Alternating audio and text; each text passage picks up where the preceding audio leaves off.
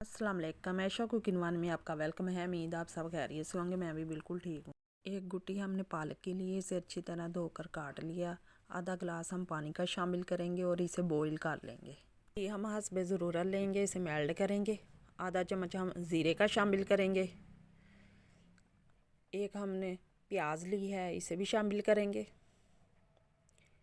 इसे हमने हल्का सा फ्राई करना है प्याज को। अब इसमें आधा किलो हमने गोश्त लिया है, इसे शामिल करेंगे।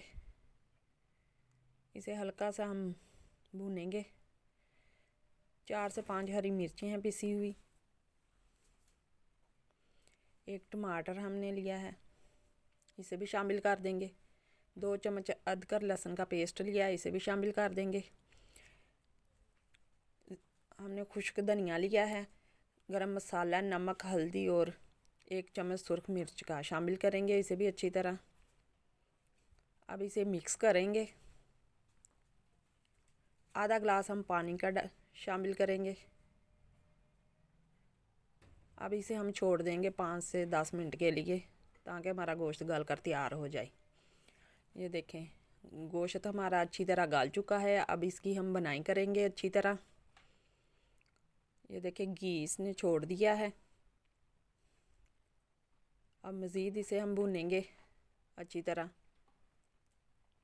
ये बहुत ही मज़े की बनकर तैयार होती है। शादियों पर बनने वाली चिकन पालक, ये बहुत ही आसान तरीके से हम आपको ये रेसिपी देंगे। ये बहुत ही मज़े की बनकर तैयार होती है और चपाती के साथ तो बहुत ही मज़े की लगती है।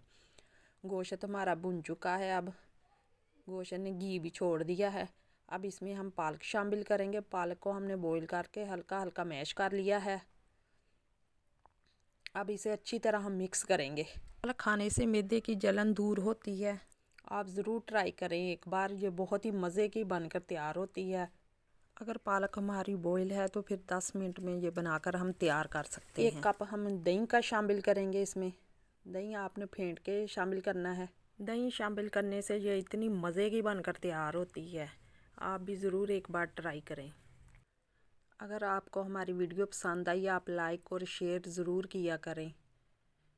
अब इसे हम अच्छी तरह मिक्स करेंगे और 2-4 मिनट के लिए इसे छोड़ देंगे।